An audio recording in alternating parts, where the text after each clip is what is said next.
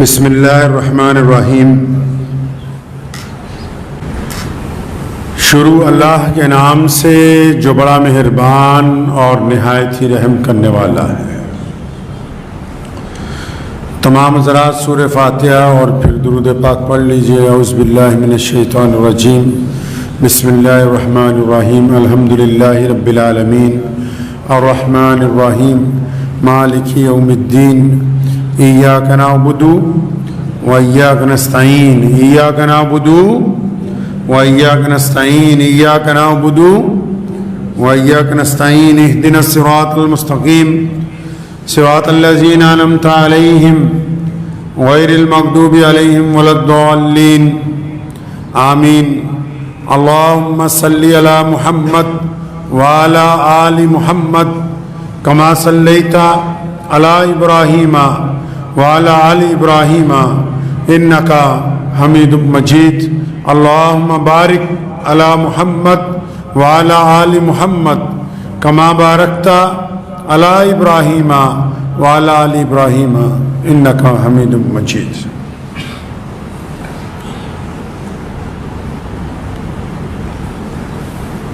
اسلامی سال نو کا پہلا مہینہ شروع ہو چکا ہے۔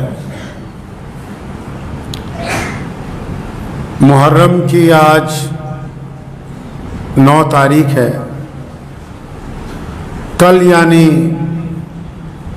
10 محرم کو یوم عاشوراء کا دن پوری دنیا میں مسلمان اپنی عقیدت کے ساتھ، عبادات کے ساتھ، پیارے نبی حضرت محمد رسول اللہ صلی اللہ علیہ وسلم کی سنت کے مطابق گزاریں گے۔ ہمارے یہاں جو بھارت کے مسلمان ہیں، اکثر آپ نے سنا ہوگا کہ ہم کہتے ہیں محرم آ گیا، محرم منائیں گے، محرم کی تیاری کر رہے ہیں۔ تو یہ جو محرم منانا ہے، جو محرم کا دن آ گیا، یہ ہے کون سا دن؟ اس کی تیاری کیسے کی جاتی؟ اس کو منایا کیسے جاتا ہے؟ محرم والے دن ہوا کیا تھا؟ کرتے کیا ہیں؟ کرنا کیا چاہیے؟ محرم کہتے کس کو ہیں؟ محرم کا پیغام کیا ہے؟ کیونکہ جب ہم کوئی تہوار مناتے ہیں، کوئی کام کرتے ہیں، یہ تو نہیں کہ صرف مسلمان ہی کر رہے ہیں، پوری دنیا کے لوگ بھی تو اس کو دیکھ رہے ہیں، ان تک بھی تو پیغام جا رہا ہے کہ ہم نے عید منائی ہے، ہم نے عاشوراء کا دن منایا، ہم نے محرم کا دن منایا، ہم نے 12 ربیع الاول کا دن منایا، ہم نے کیا ہے؟ یہ پیغام کیا دے رہا ہے؟ بہت سارے لوگوں کو پوچھو کہ نہیں جی بس محرم منانے کی تیاری ہے۔ اللہ کے بندے، محرم منائیں گے کیسے؟ منانا کیسے ہے محرم؟ محرم کا دن عظمت والا کیسے بن گیا؟ محرم کے دن ہوا کیا تھا؟ اگر تاریخ کی طرف جائیں گے، پیارے نبی حضرت محمد رسول اللہ صلی اللہ تعالیٰ علیہ وسلم کی حیات مبارکہ دیکھیں گے، ان کی زندگی دیکھیں گے، تو یہ دنیا میں صدیوں سے عاشوراء کا دن بڑی عزت والا دن رہا ہے، بڑی برکت والا دن رہا ہے۔ نبی علیہ السلام نے اس دن کی برکتیں بیان کی ہیں۔ عاشوراء کا روزہ رکھا ہے، اس دن کی فضیلت نبی علیہ السلام نے بیان کی ہے، اور پھر نبی علیہ السلام کے بیان کرنے کے بعد نبی علیہ السلام کی زندگی میں عاشوراء کے دن عبادات کے ساتھ، روزوں کے ساتھ، جب نبی علیہ السلام ظاہری طور پر ہم سے پردہ فرما گئے، اس دنیا سے تشریف لے گئے، تو ان کی زندگی کے کئی سال بعد اسی دن کو میدان کربلا میں جب سیدنا امام حسین رضی اللہ تعالیٰ عنہ کی شہادت عاشوراء کے دن ہوئی، تو اس دن کی عظمت اور بڑھ گئی، اس دن کا مرتبہ اور بڑھ گیا، اس دن کا رنگ روپ اور طرح نکھر کے لوگوں کے سامنے آ گیا۔ اس کا مطلب اس کے ساتھ دو باتیں جڑی ہوئی ہیں۔ رسول اللہ صلی اللہ علیہ وسلم نے جو فضیلتیں بتائیں وہ بھی عاشوراء کے اندر جڑی ہوئی ہیں، اور میدان کربلا میں جو نواسہ رسول علیہ السلام نے شہادت دی ہے اس کی عظمت بھی اس دن کے ساتھ جڑی ہوئی ہے۔ آپ نے سنا ہوگا اکثر ہمارے کچھ بھائی شہادت کے واقعات بیان کرتے ہیں، شہادت کا قصہ بیان کیا جاتا ہے، اور بہت سارے لوگ قصہ بیان کرنے والے اس شہادت کو اس طرح پیش کرنا چاہتے ہیں کہ گویا بہت بری حالت تھی، گویا بہت ہی سنگین حالات تھے۔ میری بات آپ دل تھام کے تمام لوگ اس بات کو یاد کر لیں کہ میدان کربلا کسی قتل گاہ کا نام نہیں ہے، میدان کربلا مسلمانوں کی یونیورسٹی ہے، وہاں سے ہم نے کفر کے اوپر فتح کی ڈگری حاصل کی ہے۔ اب قیامت آ سکتی ہے، مسلمانوں کے اوپر کبھی کوئی ظالم کوئی حکمران نہیں ہو سکتا ہے۔ وہ قتل گاہ نہیں ہے، وہ سیدنا امام حسین رضی اللہ تعالیٰ عنہ کی شجاعت کی گواہی دیتی ہے۔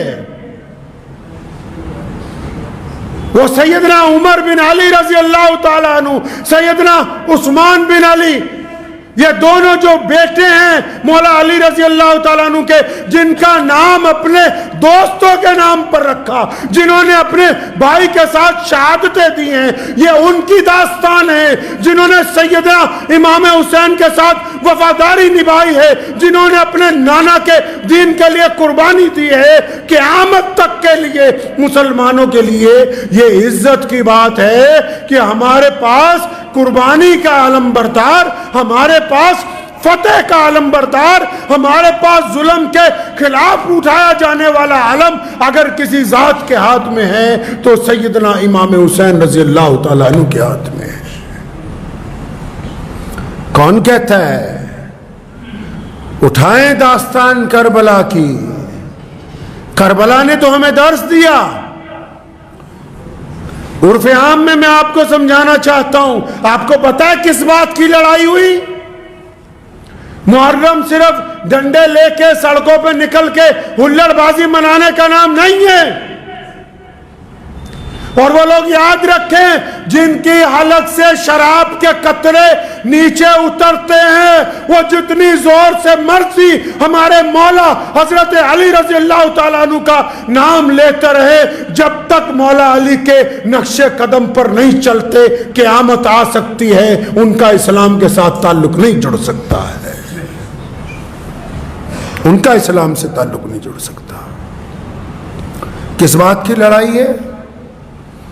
آپ کو پتہ ہے جب پیارے نبی صلی اللہ علیہ وسلم کے بعد سیدنا ابو بکر صدیق رضی اللہ تعالیٰ عنہ خلیفہ بنے، پھر سیدنا عمر رضی اللہ تعالیٰ عنہ خلیفہ بنے، پھر سیدنا عثمان رضی اللہ تعالیٰ عنہ خلیفہ بنے، پھر مولا علی رضی اللہ تعالیٰ عنہ خلیفہ بنے، تو مولا علی رضی اللہ تعالیٰ عنہ کے بعد امام حسن رضی اللہ تعالیٰ عنہ کو مسلمانوں کا خلیفہ بنایا گیا۔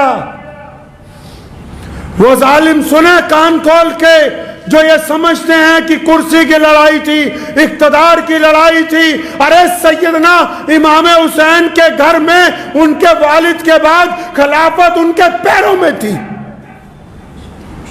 ان کے تلووں کے نیچے تھی خلافت۔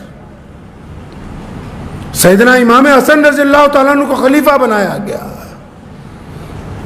اور پیارے نبی علیہ السلام نے بھی فرمایا تھا کہ میرا بیٹا حسن ایک وقت آئے گا کہ یہ دو جماعتوں میں صلح کرا دے گا، قربان جائیں اس گھرانے پر، نبی علیہ السلام کی آل اولاد پر، کہ جب وقت آیا اور ضرورت محسوس ہوئی تو امام حسن رضی اللہ تعالیٰ نے خلافت سے استعفیٰ دے دیا، انہوں نے خلافت کو ٹھوکر مار دی۔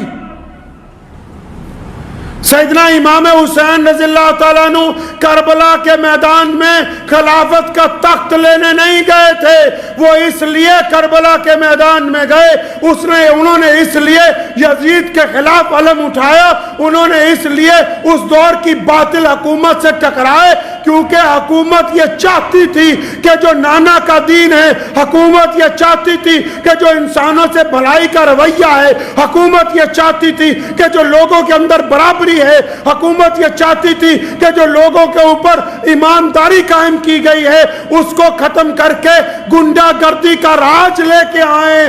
سیدنا امام حسین اس گنڈا گردی کے راج کے ساتھ ٹکر لینے گئے تھے، وہ حکومت کے اصول کے لیے میدان کربلا میں نہیں گئے۔ ان کا فلسفہ ہے یہ،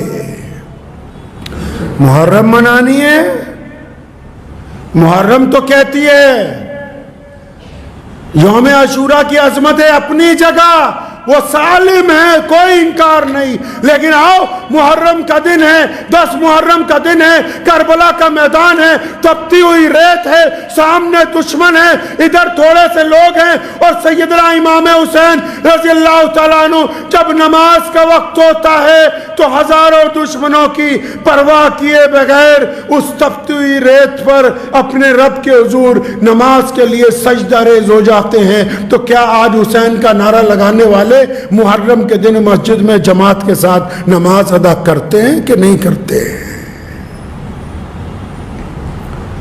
دشمن جو منافق تھے اس وقت، جب نماز کا وقت ہو گیا ان کو بھی سیدنا امام حسین رضی اللہ تعالیٰ نے کہا آؤ نماز پڑھ لو، تو پانی نہیں ہم سے لے لو، پینے کا پانی ان کو دے دیا کہ ہم سے لے لو پانی، اس پانی سے وضو کر لو۔ پتہ یہ لگا نواز رسول جگر گوشہ بطول حضرت امام حسین رضی اللہ تعالیٰ عنہ میدان جنگ میں بھی اپنے نانا کی آنکھوں کی ٹھنڈک 5 وقتہ نماز فرض کو چھوڑنے کے لیے تیار نہیں ہیں، تو پھر آج حسینی وہی ہے جو محرم کے دن اس بات کا عہد کرتا ہو کہ میری کبھی کوئی نماز جو ہے وہ کسی حالت میں قضا نہیں ہوگی۔ جس کو نماز سے پیار نہیں ہے وہ سیدنا امام حسین کی پیروی کرنے والا نہیں ہے۔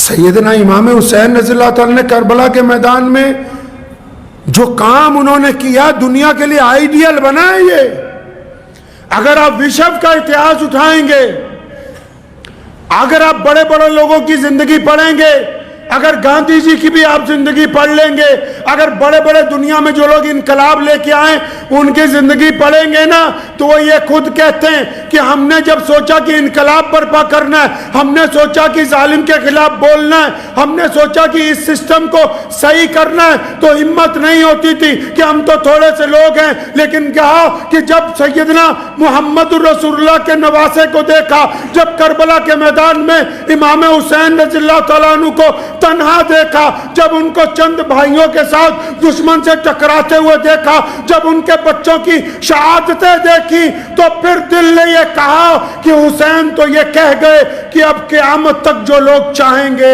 ظالم کی آنکھ میں آنکھ ملانا، وہ سیدنا امام حسین کی پیروی کریں گے۔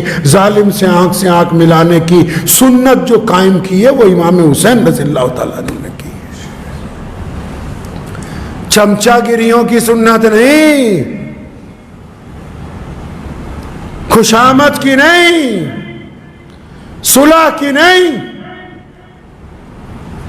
بتھیروں نے آ کے کہا کہ کچھ نرمی کیج کر لیجئے، کوئی دوسرا راستہ نکال لیجئے، اور سیدنا امام حسین رضی اللہ تعالیٰ عنہ جب نکلے نا میدان میں شہادت سے پہلے، جب بچوں کی شہادت ہو گئی، جب اپنے بھائیوں کی شہادت ہو گئی، جب بھتیجوں نے قربانیاں دے دی، امام حسین نکلے محمد رسول اللہ والی دستار اپنے سر پر لے کے نکلے، مولا علی کی تلوار کو لے کے، اور جب گھوڑے پہ بیٹھ کے دشمن پہ حملہ کیا، ایک ایک بار میں کئی کئی درجنوں کو جب گرایا، واپس آ کر اپنی بہن کو کہا کہ دیکھو زینب ان بدبختوں کی، ان بزدلوں کی اتنی جرأت نہیں ہوتی کہ یہ براہ راست میرے مقابلے کے اندر آ سکے۔ نعرہ تکبیر، نعرہ تکبیر، نعرہ نبوت، ختم نبوت، نعرہ تکبیر۔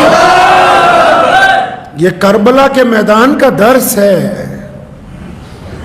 کربلا کے میدان نے اسلام کو زندگی دی ہے۔ جس طرح میدان بدر میں اسلام کی بنیاد رکھ دی گئی، کربلا کے میدان میں اس بات کو طے کر دیا گیا کہ جو ظالم ہیں وہ ہمیشہ الگ رہیں گے، جو حق پرست ہیں وہ ہمیشہ الگ رہیں گے۔ کربلا کے میدان میں یہ بات طے کر دی گئی کہ کسی کی تعداد کوئی اہمیت نہیں رکھتی، حق پسند جو ہوتے ہیں اگر وہ کم تعداد میں بھی ہو، ان کو سچائی بولنے سے دنیا کی کوئی طاقت روک نہیں سکتی ہے۔ میدان کربلا نے تو درس دیا ہے لوگوں کو، میدان کربلا نے تو ہمت دی غریبوں کو، میدان کربلا نے تو اتحاد کا سبق پڑھایا، میدان کربلا نے تو شجاعت کا سبق دنیا کو دیا، میدان کربلا نے صبر کر کے دکھایا، میدان کربلا نے بتایا کہ بھوکے پیٹ بھی کیسے خدا کے راستے میں لڑا جا سکتا ہے۔ اور میدان کربلا نے قرآن کو قیامت تک کے لیے اور رسول اللہ کے پیغام کو قیامت تک کے لیے محفوظ کر دیا، محفوظ کر دیا۔ سیدنا امام حسین رضی اللہ تعالیٰ عنہ کی شہادت، ان کے بھائیوں کی، ان کے بیٹوں کی، ان کے بھتیجوں کی، ان کے دوستوں کی، ان کے ساتھیوں کی شہادت، آج بھی جائیں گے نا تو کربلا کی مٹی سے ان کی شہادت کی خوشبو آتی ہے۔ کوئی نہیں جانتا آج ان ظالموں کو۔ کچھ لوگ ان ظالموں کو صحیح بتانے کی کوشش کرتے ہیں۔ ایک بات ہمیشہ یاد رکھو، جو محمد رسول اللہ کا گھرانہ ہے اور جو رسول کریم صلی اللہ علیہ وسلم کی ذات مبارکہ ہے اور جو سیدنا فاطمہ الزہرا کے لال ہیں اور جن کو دنیا نے امام حسن و حسین کے نام سے ہمیشہ عزتیں بانٹی ہیں، قیامت تک جتنی مرضی ظالموں کے مقابلے میں دلیلیں لا سکتے ہو، قیامت آ سکتی ہے، دنیا کا کوئی بھی ظالم امام حسین کی جوتی سے اڑتی ہوئی خاک کے برابر بھی درجہ حاصل نہیں کر سکتا ہے۔ تو یہ یاد رکھیں جو محرم منانا چاہتے ہیں، بھائی محرم تو اس عقیدے سے منائی جائے گی کہ ہم نبی علیہ الصلوۃ والسلام کے دین کی تحفظ کے لیے تیار ہیں۔ محرم تو اس عقیدے کے ساتھ منائی جائے گی کہ ہم اسلام کو اپنانے کے لیے تیار ہیں، اس عقیدے سے منائی جائے گی کہ ہم نماز با جماعت ادا کرنے کے لیے تیار ہیں، اس عقیدے کے ساتھ منائی جائے گی کہ ہم غریب کا ساتھ دینے کے لیے تیار ہیں، اس عقیدے کے ساتھ منائی جائے گی کہ ظالم کی آنکھوں میں آنکھیں ڈالنے کے لیے تیار ہیں۔ اگر صرف یہ سمجھتے کہ چند لقمے کھانے کے بانٹ کے چند چیزیں سڑک کے اوپر کر کے محرم منائی گئی تو ابھی تو آپ محرم کے نزدیک بھی نہیں پھٹکے، کوسوں دور ہو اس عقیدے سے جو امام حسین رضی اللہ تعالیٰ عنہ نے پیش کیا ہے، کوسوں دور ہیں آپ۔ تو اس لیے یاد رکھیں، جب عاشورہ کا دن آئے سنت کے مطابق روزہ رکھیں، نماز جماعت سے پڑھیں، غریب کی مدد کریں، کوئی کسی پہ ظلم کرتا ہے اس کو ٹوکیں۔ صرف نیکی کی طرف بلانا ہمارا کام نہیں ہے، برائی سے روکنا بھی ہماری ذمہ داری میں شامل ہے۔ اپنے عقیدے کو درست رکھیں اور ہمیشہ یاد رکھیں، اگر کچھ لوگ یہ سمجھتے ہیں کہ صرف سیدنا امام حسین رضی اللہ تعالیٰ عنہ پہ حق ان کا ہے تو وہ بھی اس بات کو ذہن نشین کر لیں کہ آل رسول کا ایک ایک بچہ پوری دنیا کے سنیوں کو اپنی جان سے زیادہ عزیز ہے. مولا علی رضی اللہ تعالیٰ عنہ کی اولاد ہو, سیدنا امام حسین رضی اللہ تعالیٰ عنہ کی شہادت ہو, ان کے بچوں کی شہادت ہو, اس گھرانے کا ایک ایک فرد دنیا کے ہر ایک سنی کو اپنے ایمان سے زیادہ, اپنی جان سے زیادہ, اپنے مال سے زیادہ محبوب ہے. تو اس بات کو ذہن نشین کر لے کہ ہم نے حضرت امام حسین رضی اللہ تعالیٰ عنہ کے عقیدے کی وضاحت کرنی ہے, عقیدے کی وضاحت کرنی ہے. ہم صرف شہادت کو یاد کر کے آنسو بہانے والے نہیں ہیں. ٹھیک ہے کہ شہادت کے واقعات ایسے دل اندوز ہیں کہ بعض مرتبہ نہیں بلکہ ہر مرتبہ جب آپ ان کو پڑھیں گے تو آپ کا دل, آپ کی آنکھیں بے قابو ہو جائیں گی. لیکن اس عشق باری کے درمیان بھی ہم اس بات کو یاد رکھیں گے کہ شہادت کا مقصد کیا تھا. جب تک مقصد زندہ ہے تب تک ہمارے نزدیک شہادت کا مرتبہ موجود ہے. اس لیے ہم مقصد کو کبھی آنکھوں سے اوجھل نہیں ہونے دیں گے. انشاءاللہ تو کریں گے انشاءاللہ تعالی شہادت کے مقصد کو. اور جو قومیں اپنے شہیدوں کو سارے ہی سن لیں, جو غیر مسلم دوست ہیں وہ بھی, جو مسلمان ہیں وہ بھی, جو قومیں اپنے شہیدوں کو بھول جائیں, جو قومیں اپنے بڑوں کو بھول جائیں, جو قومیں اپنی بنیاد رکھنے والوں کو بھول جائیں, جو قومیں اپنے شہیدوں کو یاد نہیں رکھتی, جو قومیں اپنی آگے آنے والی نسلوں کو یہ نہیں بتاتی کہ کون لوگ ہیں جنہوں نے قربانیاں دی, جن کا خون بہا, جن کی وجہ سے آج ہم عزتوں کے کرسیوں پر بیٹھے ہیں, جو قومیں اپنے شہیدوں کو بھول جاتی ہیں ان کا نام باقی نہیں رہتا. نام انہی کا باقی رہتا ہے جو اپنے شہیدوں کو یاد رکھتے ہیں. تو دعا کرے اللہ مجھے بھی اور آپ سب کو بھی سیدنا امام حسین رضی اللہ تعالیٰ عنہ کے طریقے کے اوپر چلنے کی توفیق عطا فرمائے.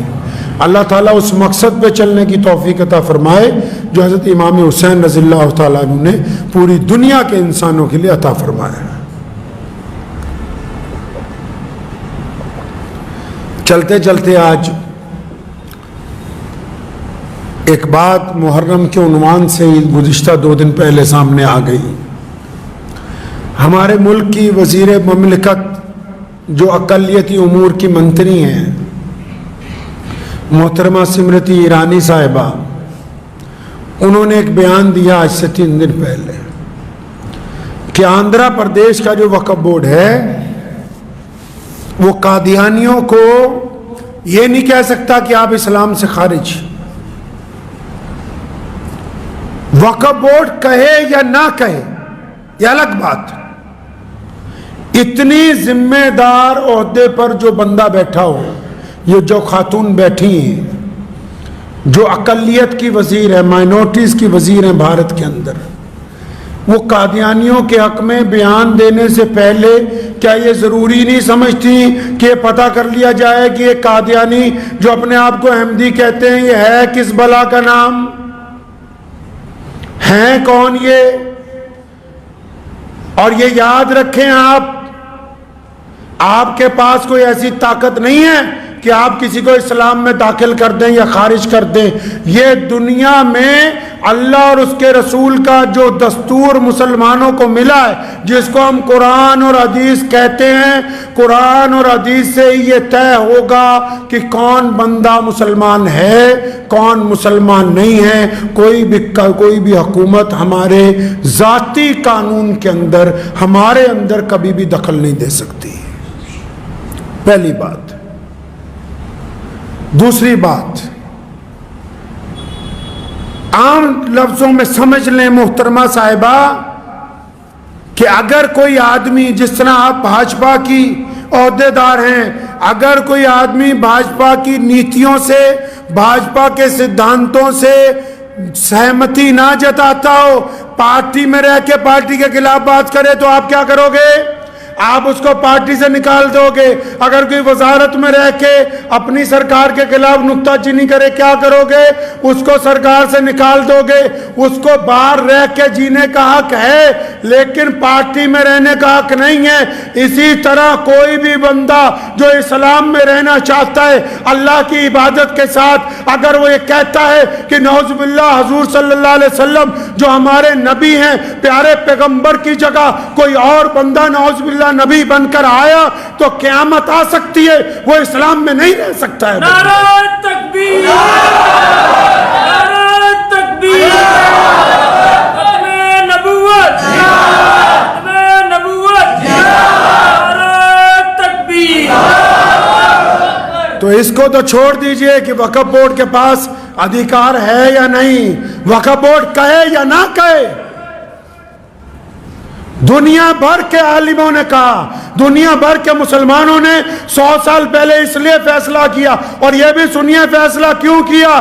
آپ نے اتہاس نہیں پڑھا. سن 1888 کا دور تھا، لوگ چپ تھے، دیش کی آزادی کے لیے کوئی نکل نہیں رہا تھا. مسلمانوں نے 1857 کی جنگ آزادی کے بعد دوبارہ اس دیش کی آزادی کے لیے جب کام شروع کیا، جب طیب جی اور بھیم جی جیسے لوگوں نے کانگریس کی اس دور میں آزادی کے لیے بنیاد رکھی، میں اس کانگریس کی بات نہیں کر رہا، اس دور میں جب آزادی کے لیے بنیاد رکھی تو مسلمانوں نے ان کا ساتھ دینے کا فیصلہ کیا. تو اس وقت انگریزوں نے ایک فتنہ شروع کیا کہ مسلمانوں کو دیش کی آزادی سے اگر ہٹا رہے ہیں تب کچھ کام کرنا پڑے گا. تب انہوں نے مرزا غلام قادیانی کو کہا کہ تم جھوٹے نبی بن کے آؤ تاکہ مسلمان آزادی کی لڑائی سے ہٹ جائیں اور ادھر لگ جائیں تمہارے پیچھے، تاکہ اس دیش پر ہم زیادہ راج کریں. محترمہ صاحبہ، وزیر صاحبہ، آپ جن کی بات کرتی ہیں ان کا اتحاد اٹھائے. انہوں نے اس دیش کی جنگ آزادی سے غداری کی ہے. ان کے خلاف پہلا فتویٰ اسی لیے آیا کیونکہ مرزا غلام قادیانی نے اعلان کیا کہ میں ملکہ الزبتھ کے ساتھ ہوں، کیونکہ جماعت احمدیہ نے اعلان کیا کہ ہم انگریز سرکار کے پرستار ہیں، اور یہاں تک کہا کہ ہم نے ان کے حق میں کتابیں لکھی، اشتہار شائع کیے کہ دیش کے مسلمان آزادی کی لڑائی کو چھوڑ کے انگریز سرکار کے ساتھ لگ جائیں. آپ جن کی حمایت کی بات کرتی ہیں ان کا اتہاس پڑھیے، وہ اس دیش کی جنگ آزادی کے بھی غدار ہیں. اور آپ تو سرکار میں ہیں، اب دوبارہ اٹھا لیں گی تو کتنی بری کارروائیوں میں کتنے آتنکیوں کے ساتھ ان کی یاری ہے وہ بھی نکل کے سامنے آ جائے گی. اب بھی بات نہ سمجھ آتی ہو تو آخری گزارش کروں گا میڈیا کی طرف سے. پچھلے دنوں ہمارے دیش کے ماننیہ پردھان منتری صاحب نے ایک بات کہی. وہ الگ بات ہے کہ اس سے کچھ مسلمان لیڈر سہمت ہوں یا نہ ہوں. پردھان منتری جی نے کہا کہ مسلمانوں میں 70% لوگ پسماندہ ہیں، یعنی ایسی برادریاں جو غریب ہیں، ہم اپنے ان بھائیوں کو ساتھ لے کے جانا چاہتے ہیں. تو سمرتی ایرانی جی، آپ کو میں یہ بتا دوں، یہ ٹھیک ہے، ہمارے ملک کے پردھان منتری جی نے کہا کہ پسماندہ ہیں، ہم چاہے اس بات کو مانیں یا نہ مانیں، آپ کے مطابق اگر مان لیں کہ 70% لوگ پسماندہ ہیں مسلمانوں میں، 30% دوسرے ہیں، تو ایک دفعہ ان پسماندہ سے بھی اور دوسروں سے بھی سب سے ایک دفعہ پوچھ لو، جو 70% جن کو آپ پسماندہ کہتے ہیں وہ بھی، اور 30% دوسرے بھی جن کو آپ نے 2 کیٹیگریوں میں بانٹا ہے، ہم نے نہیں. لیکن ان سب سے پوچھو، ہمارا غریب سے غریب بچہ، ہمارا امیر سے امیر آدمی، ہمارا ریڑھی چلانے والا، ہمارا رکشہ چلانے والا، ہمارا مزدور ہو، ہمارا ذمہ دار ہو، سارے کے سارے محمد رسول اللہ سے اپنی جان سے زیادہ پیار کرتے ہیں. جن کو رسول اللہ کے دشمنوں سے عشق ہے تو پھر وہ مسلمانوں کی ووٹ لینے کی بات نہ کریں. پھر وہ سیاسی طور پر بھی سمجھ لو کہ جن کی آپ بات کرتے ہیں گلے لگانے کی، ہم انکار نہیں کرتے، گلے لگانا چاہیے، ہونا چاہیے، اوپر اٹھنا چاہیے غریبوں کو. لیکن جن کو غریب کہہ کے یہ سمجھ رہے ہو کہ یہ غریب، ان کو قادیانی بنا لو گے، ارے مسلمانوں کی رگوں میں رسول اللہ کی محبت ہے. اگر ہماری بوٹیاں نوچ دو گے, اگر ایک ایک ٹکڑا بھی کر دو گے, تو رسول اللہ کی محبت ہمارے میں سے کوئی نہیں نکال سکتا ہے. تو یہ مشورہ پہلے سرکار سے بھی کر لیتی, جو ہمارے ساتھ اوپر تھوپنے کی کوشش کی قادیانیوں کو, سرکار سے بھی ایک مشورہ کر لیتے کہ پورے بھارت کے مسلمان, جو دنیا میں سب سے بڑی اقلیت ہے اس دیش میں, جن کو ہمارے پردھان منتری جی آج اپنی چھاتی سے لگانے کی بات کرتی ہے, اور یہ منتری اور مسلمانوں کی چھاتی پر نمک چھڑکنے کی بات کرتی ہے, پہلے وہاں تو پوچھ لیتے کرنا کیا ہے. جتنے مرضی حکم نامے جاری کر دو, کسی مرضی وقف بورڈ کو کر دو, اور وقف بھی جو ہے نا, یہ جو وقف کی جائیدادیں ہیں, یہ ہمارے خون پسینے کی کمائی ہے. یہ ان لوگوں کی جائیدادیں ہیں جو اللہ اور رسول کو ایک مانتے, انہوں نے دی ہیں. یہ کسی مرزا قادیانی کی چیلوں نے نہیں دی جائیدادیں, وقف بورڈ کی جو جائیدادیں, یہ اللہ اور رسول کو ماننے والوں نے وقف کی کہ ان کے پیسے سے, ان کے کرائے سے, ان کی آمدنی سے مسجدوں کا خرچہ چلے, ان کی آمدنی سے غریب بیواؤں کو راشن دیا جائے, ان کی آمدنی سے غریبوں کا علاج کروایا جائے. یہ اس لیے وقف کیا ہے, دیش کی جنگ آزادی کے غداروں کے لیے وقف بورڈ وقف نہیں کیے گئے ہیں. تو میری گزارش ہے بھارت سرکار سے, پر ماننیہ پردھان منتری شری نریندر بھائی مودی جی سے بھی گزارش ہے کہ کیبنٹ میں یہ جو اقلیت کی وزیر ہیں, انہوں نے پورے دیش کے مسلمانوں کے جذبات کو مجروح کیا ہے. انہوں نے پورے دیش کے مسلمانوں کو تکلیف پہنچائی ہے. انہوں نے پورے دیش کے مسلمانوں کے سامنے ہمارے پیارے نبی حضرت محمد رسول اللہ صلی اللہ علیہ وسلم کی شان میں بے ادبی کرنے والے, ہمارے نبی کے سامنے جھوٹی نبوت کا اعلان کرنے والے مرزا قادیانی کے چیلوں کو مسلمان بتانے کی کوشش کی ہے. ان کو بلا کے پوچھئے کہ کیوں یہ ایسا کرتی ہیں, کیا ہم اس ملک کے واسی نہیں, کیا ہمارا حق نہیں کہ ہم اپنے دین کے اوپر اپنے طریقے کے ساتھ بالکل آزادی کے ساتھ گزاریں. اس لیے ان سے پوچھ ہونی چاہیے کہ یہ آپ نے کیا کیا ہے. اور منتری صاحبہ, آپ کو ایک بات اور یاد دلا دوں کہ آپ مائنورٹیز کی وزیر تو ہیں, لیکن اس کے ساتھ ساتھ آپ مہیلا وکاس منتری بھی ہیں. منی پور میں جو دیش کی بیٹیوں کے ساتھ ہوا اس پر آپ چپ رہیں, قادیانیوں کی ایک چٹھی پر آپ نے اتنا بڑا بیان دے ڈالا. تو اس لیے امید کرتا ہوں کہ آنے والے دنوں میں آپ کچھ انصاف سے کام لیں گی. دعا کرے اللہ تعالیٰ ہماری اس بات کو حکومت کے دل تک پہنچائے, اور مرزا غلام قادیانی کے چیلوں نے یہ جو سازش کرنے کی کوشش کی وقف بورڈوں کے خلاف, اللہ تعالیٰ اس سے امت کو محفوظ رکھے. وآخر دعوانا الحمدللہ رب العالمین.